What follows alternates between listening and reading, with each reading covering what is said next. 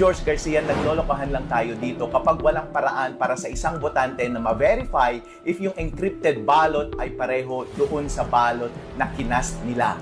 Pwede nilang makita pa rin yung mismong encrypted votes nila. Pero hindi po nila makikita yung mismong pangalan ng mga binoto nila.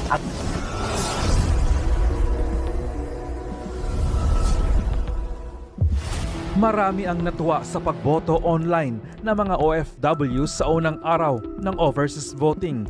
Pero laking gulat ng karamihan na iba ang lumabas na mga pangalan ng kandidatong hindi naman nila binoto, partikular na ang mga senador na nasa alyansa ni Bongbong Marcos imbis na PDP laban na mga senador na kanilang ibinoto. Pero agad namang nilinaw ni COMELEC Chairman George Garcia na wala raw sablay sa sistema. Ang nakita raw ng mga OFW ay parte lamang ng security features ng internet voting. Isang paraan para masigurong safe at hindi madaling madaya ang proseso. Paliwanag pa ni Garcia, hindi raw totoong yun ang actual na ibinoto nila. Encrypted script lamang. Hindi pa readable sa una. Kapag na-decrypt na, saka lang lalabas ang totoong ibinoto nila. Confidential at secured. Bawal din daw kumuha ng screenshot o picture ng screen matapos bumoto para maiwasan ang vote buying. Subalit, agad naman itong kinontra ng kilalang abogado at IT expert na si Attorney Harold Respicio dahil dapat makita umano ng mga OFW ang resibo ng kanilang mga ibinoto katulad na lamang ng normal na botohan sa Pilipinas. Malinaw anyang pandaraya ito ng COMELEC upang maisakatuparan ang plano ni Bongbong Marcos at George Garcia na manalo lahat ng 12 senador ng administrasyon. Komento pa nga ng ilang dismayadong netizens, wala na bang paraan yan? Parang harap-harapan na po ang panluloko ng nasa gobyerno. Until now, wala pang napapanagot. COMELEC, magkano ang bayad? Ubos na ang pondo ng bansa. Pahingi naman dyan, yung kaluluwa nyo nasa apoy na ng impyerno. Buhay pa kayo, nasunog na. Kasama ang buong angkan nyo, nabuking na halos whole world, sikat na ang Pinas. Di na maitatago dahil sa technology na marami pa rin, matatalino at may takot sa Diyos. Huwag kayong papayag dyan dahil dadayain nila. Tama ang sinabi ni Bangak, 12-0 nila yan. Kaya ginawa nila yan dahil alam nilang mananalo talaga ang mga Team Duterte. Umayos ka COMELEC dahil taong bayan ang makakalaban mo. Kahit ano pang explain mo dyan, hindi pa rin uubra ang sinasabi mo dahil madadaya lang kami dyan. Totoo, Attorney Harold, sinabi ni George na QR code lang daw ang makikita sa encrypted ballot pagkatapos nilang bumoto. Pero ang reklamo nila, pagtingin nila sa encrypted ballot, ang nakasulat ay pangalan ng hindi nila ibinoto. Kung yung number one suspect natin na mandaraya ngayong eleksyon, which is yung COMELEC, ay siya rin ang may access sa database ng online voting, pwedeng dayain ng COMELEC ang resulta ng online voting up to the last minute ng eleksyon. The only way na ma-secure totally ang resulta ng online voting is gayahin yung ginagawa ng mga nangungunang cryptocurrency sa buong mundo, which is lahat ng transaksyon ay cryptographically signed at rinirecord sa blockchain at yung mga database ay decentralized at distributed. Ang downside lang nito ay pwedeng maibenta ang boto ng mga botante sa online voting. Pero okay lang ito kasi yung typical na gumagamit naman ng online voting ay yung mga OFW at hindi sila yung tipo ng tao na nagbebenta ng boto.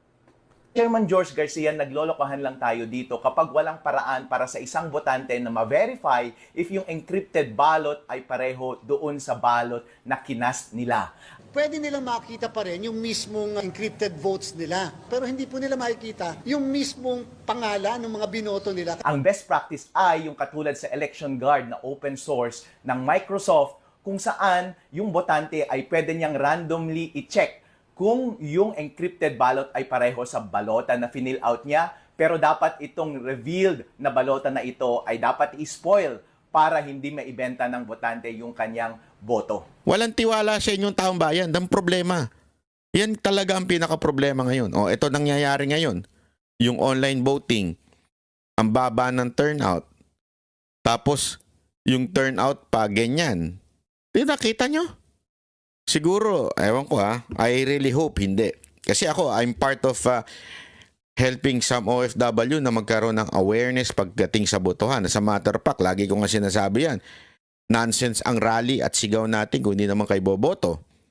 Pero ngayon, Paano magtitiwala ang mga OFW? Kung yung mismong parang ano yun yung parang proof na binoto nila, ibang pangalan. Tapos ang palusot ninyo dahil kesyo para hindi maibenta yung boto. Oh, sige nga. Para hindi mabenta yung boto, kasi pagka lumabas daw yung mga binoto mo, baka picturean, tapos isend doon sa, o i-screenshot, isend doon sa nagbibigay ng pera. Oo nga, maaring na-achieve nyo yun. Pero, still, yung mga botante, hindi naman confident na talagang naboto nila ay at pumasok sa system ninyo ay yung kanilang binoto. Ano na nga po sila meron na nga silang duda dahil sa mga desisyon ninyo na ang pinupunan nyo lang yung mga hindi nasa administrasyon. Tapos yung mga desisyon ninyo na online, na palpak, hindi makaboto yung iba. Pag nakaboto naman, iba yung pangalan. Panoorin natin ito para malaman natin kung talagang ang dayaan ay nagsimula na ba o hindi. Nagrereklamo ang ilang Pinoy sa ibang bansa matapos bumoto online. Hindi raw tugma ang mga binoto nila sa lumabas sa kanilang QR code. May paliwanag naman dyan ang COMELEC. Nasa frontline ang balitang yan si Kari Cator. Kumakalat ang mga post ng ilang Pinoy sa ibang bansa sa pagsisimula ng internet voting para sa Bilang Pilipino 2025. Ayon sa isa na nasa Singapore, hindi tugma ang mga pangalan ng mga binoto niya sa lumabas sa kanyang encrypted QR code. Ang nakita niya rito, mga kandidatong hindi naman daw niya pinili. Tanong tuloy niya, paano nila malalaman kung tama ba ang mga binilang na boto nila? May paliwanag dyan ang COMELEC. Pag pinindot po kasi nila yung QR code, ang lalabas po doon, hindi na yung pangalan ng mga kandidato na kanila pong binoto. Lalabas po dyan ay machine-readable codes ng lahat ng kandidato. Bakit? Hindi po talaga namin bibigay yung mismong pangalan pagkatapos ma-cast kasi pwedeng gamitin sa vote buying. Alam mo, sana in-explain nyo yan nung una. Hindi kasi klaro At saka sana walang pangalan. Ang daming question Una-una, kaduda-duda na nga yung online. Ibig sabihin, dun pa lang sa pag-online, marami na sa ating mga kababayang OFW, medyo nagdududa na. Kasi alam naman natin, ang dali ma-hack sa Pilipinas. Yun yung mga departamento sa Pilipinas government department. Nahahak yan pa kaya. So yan, eto hindi ko sinasabing totoo. Okay? Pero yung duda na andun na. Yung duda ng tao na andun na. Tapos, sana man lang pinaliwanag yun nung una bago nagsimula ang botohan, hindi nyo din pinaliwanag. Tapos ngayon, mayroong ibang pangalang lalabas. Di sana code na lang.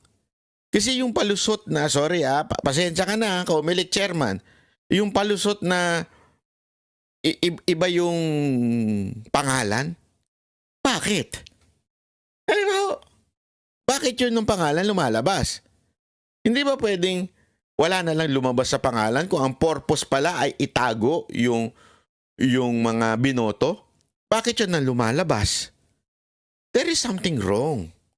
Yun lang sa akin yun Kasi the purpose para hindi nga mabenta daw yung boto mo, hindi ma-screenshot. Tapos ibebenta mo ngayon doon sa, di ba? Ganon. But still, di sana wala na lang pangalan. Bakit may pangalan? Ang labo naman, sir. Nung palusot natin, medyo nagduda na nga ang tao. Mas lalong kaduda-duda pa itong ginawa ninyo. Pangalan pagkatapos ma-cast kasi pwedeng gamitin sa vote buying. Ayon pa kay COMELEC Chairman George Garcia, random ang mga pangalan sa QR code. Hindi raw ibig sabihin na sila ang mga binoto sa balota. Pwede naman daw ma-check kung tama ang nabilang ng mga boto sa halos 80 posts ng COMELEC sa ibang bansa. Pero magagawa lang yan matapos ang botohan sa May 12. Ang resibo ay hanggang dyan lang sa loob ng presinto at ito ay idedeposito sa ating ballot box. Kahit sa araw ng eleksyon, yung mga resibo natin, meron po siyang QR code. Kahit subukan po ng mga botante na barilin nyo ng cellphone nila o i-capture, wala po silang makukuha din doon. Hindi po sila otorisado, hindi natin talaga yon papayagan kasi nga paglabas, mapapakita nila yung picture ng, sa QR code at pagkatapos pwedeng gawing basihan ng vote buying. Hindi mo nga pinayagan maglabas ng resibo pinayagan mo na magpicture. Ang election watchdogs na NAMFREL at PPCRV magkakaroon din daw ng sariling beripikasyon ng mga botong nakapaloob sa mga encrypted QR code. Sabi ng COMELEC, normal namang magkaroon ng agam-agam ang mga Pinoy sa ibang bansa, lalo't ito ang unang beses na nagsasagawa ng online voting. Pero wag daw sana itong maging dahilan para hindi na sila bumoto. Inaasahan ng COMELEC na hindi bababa sa 55% ng 1.2 million registered overseas voters ang mga boboto ngayong taon. Pero sa kasalukuyan, nasa 55,000 pa lang ang nag-enroll Grabe, no? sa internet voting. Paano nga kasi? Ay nako, ewan ko sorry pero medyo palpak talaga Mas lalo tuloy kaduda-duda talaga yung ginawa ninyo Solusyonan nyo yan. Dapat nung una pa lang talagang itinuro nyo na maayos. Wala akong narinig na OFW na nagsasabing maayos yung botohan ngayon. Lagi. Madami yung nagre-reklamo sa akin. Sabi ko nga, anong gagawin ko? Hindi man ako parte ng COMELEC.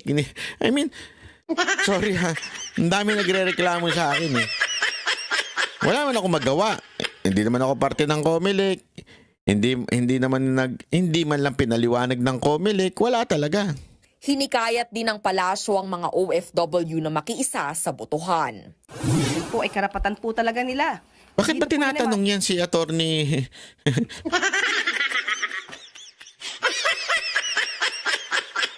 Yan ang pinakasablay na public official. Yan ang talagang sablay sobra. Sagad sa kasablayan to. Yung mga sagot niya, pantanga lang Sorry pero that's the truth. Papakita ang kanilang boses. Bumoto po kayo ng nararapat. Bumoto po mula sa puso. Huwag pong bumoto dahil lamang sa bulong o dahil kayo'y nabayaran, kundi iboto niyo po ang mga taong nararapat. Nagbabalik. Ang sagot niya, pang simple, no? Hindi mo maintindihan na naging abogado, no?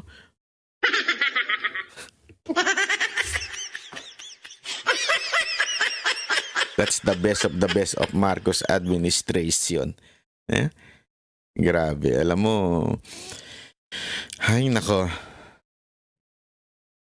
Pero mga kababayan, bumoto pa rin kayo mga OFW. Kahit ganyan, boto pa rin kayo.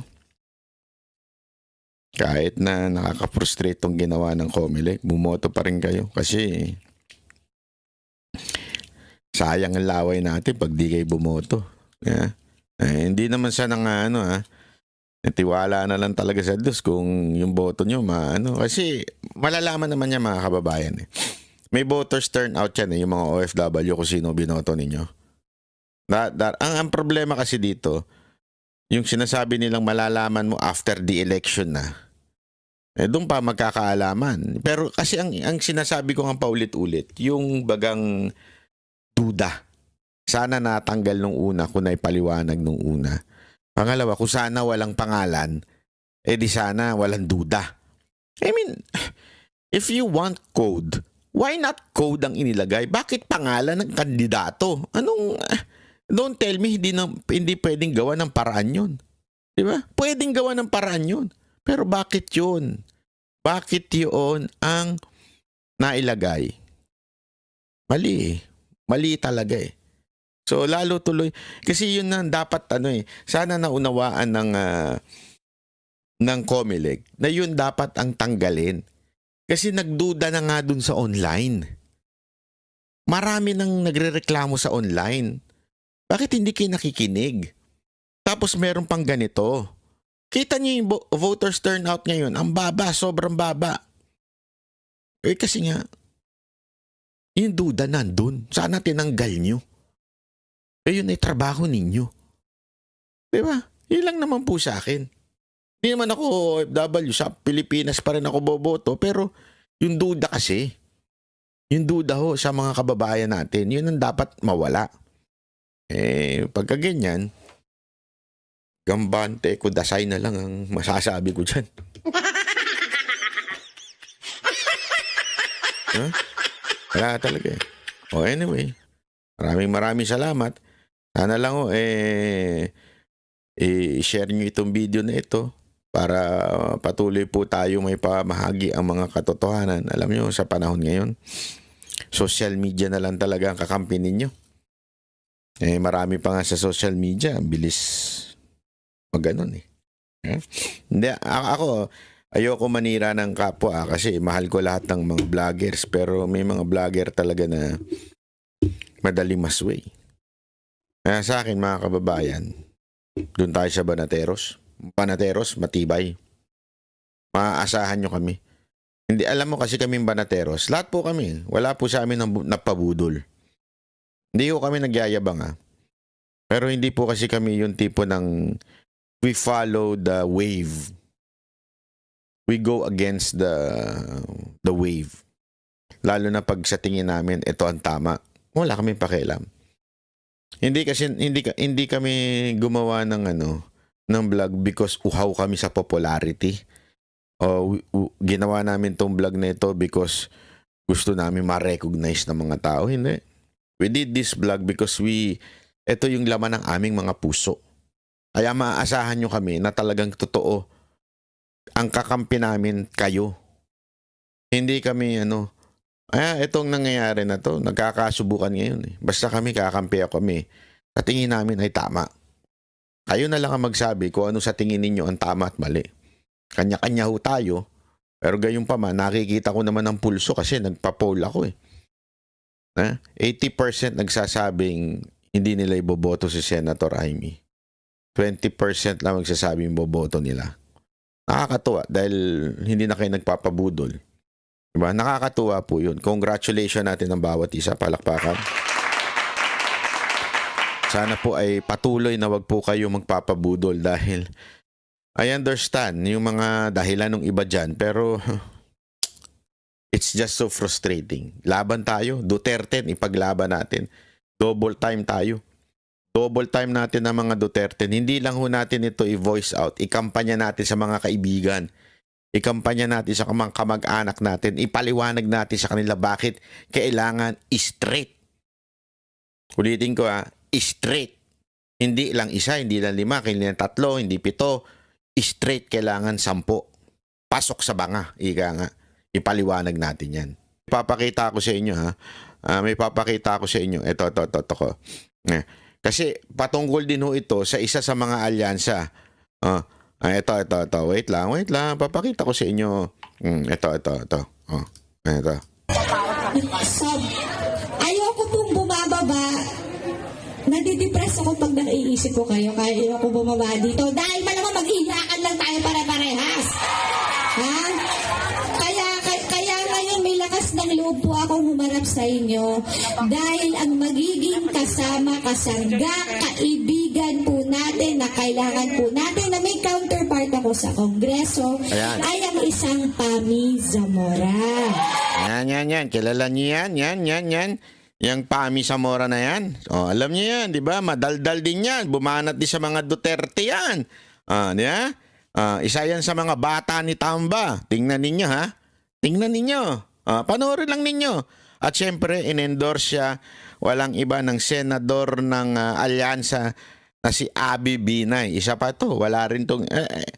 alam mo, sabi niya dito sa speech niya, para lang daw tatakbo siya sa Senado para daw mas malakas daw pagdating sa issue tungkol sa Makati Taguig na labanan.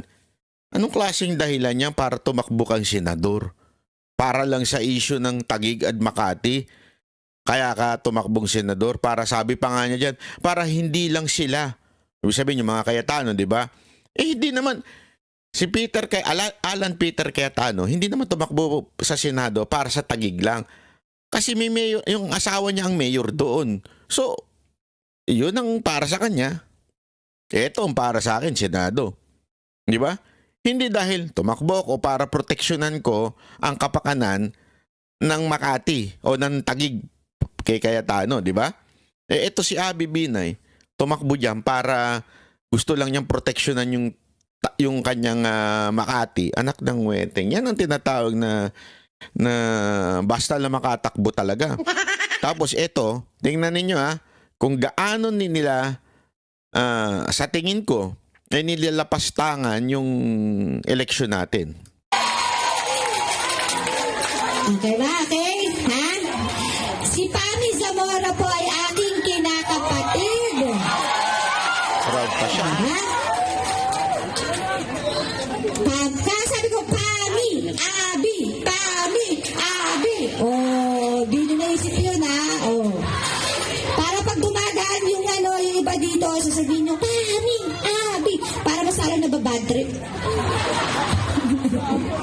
Maano naman lang ako kasi sa dami ng luha naiyak ko, sa sobrang dami ng sama ng loob na inagbigay nila sa ating lahat, maasar man lang sila kahit slight.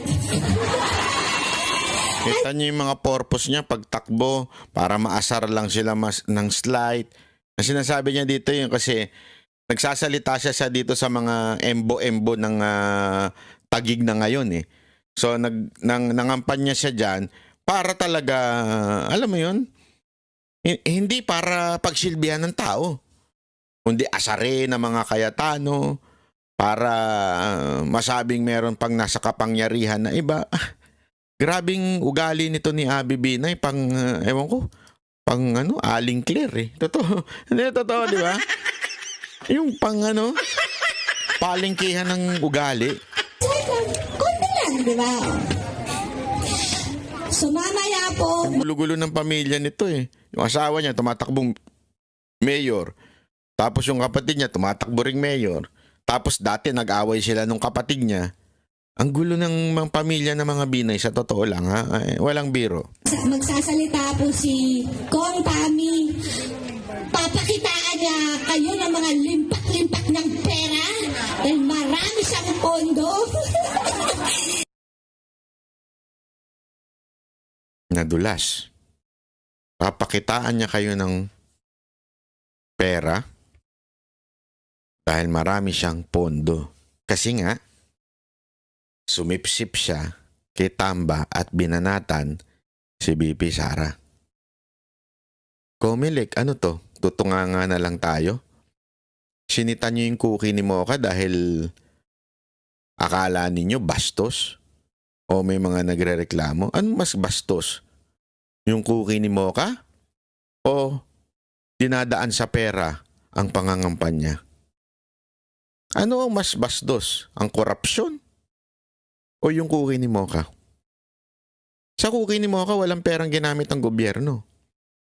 Dito, ayan lantaran sinasabi. Maraming pondo, maraming pera. Bakit? Ano to? Sasabihin nyo, palusot nyo? Hindi, kasi mayaman talaga yan. Hindi. Alam natin na bumanat ito sa mga Duterte, itong si Pami. Bakit hindi nyo imbestigahan? Hindi ko sinasabing korapto si Pami, Hindi ko sinasabing korap si Abby Binay. Pero the mere fact, ayan, sinasabi na nila pera ang laban, parang perang panlalaban nila.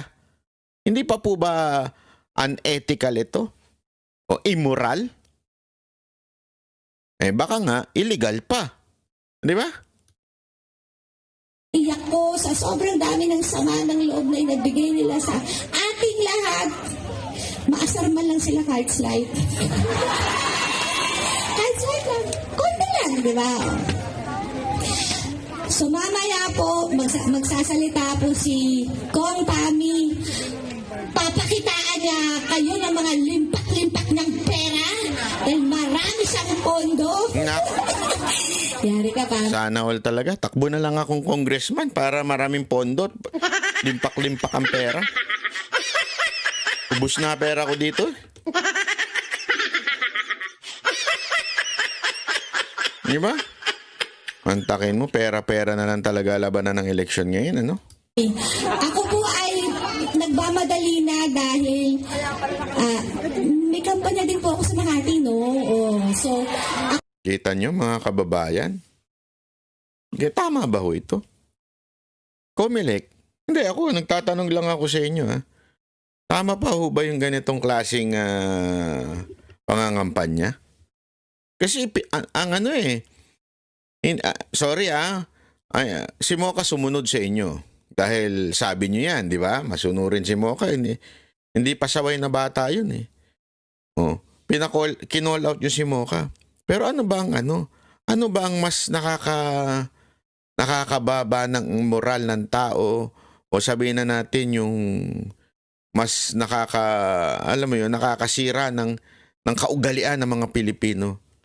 Yung cookie ni Mocha? Hindi, alam mo, may mga nakikita nga akong comment. Hindi nga namin inisip na bastos yung cookie ni Mocha noong una until pinoint out ng ilan na bastos daw yun. Kasi nga, again, depende yan sa utak mo. Kasi yung cookie ni Mocha, it is really her business before. Pangalan ng kanyang negosyo yun, cookie ni Mocha. And there are a lot of proof na talagang business niya po yun.